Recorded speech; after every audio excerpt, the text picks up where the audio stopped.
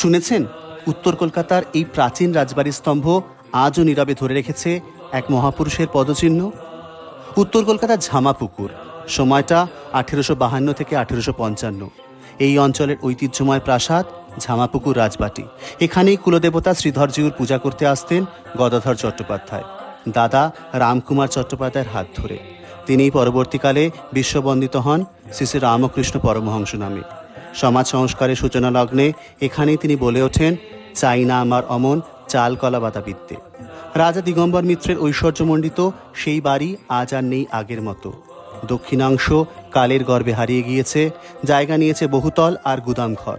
তবু উত্তরাংশে প্রতিষ্ঠিত ঝামাপুকুর শ্রী শ্রী রামকৃষ্ণ সংঘ আজও বহন করে নিয়ে চলেছে সেই পবিত্র স্মৃতি।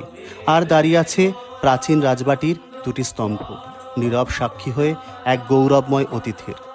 এই তো আমাদের বাংলার ইতিহাস, ঝামাপুকুর রাজবাটির ইতিহাস।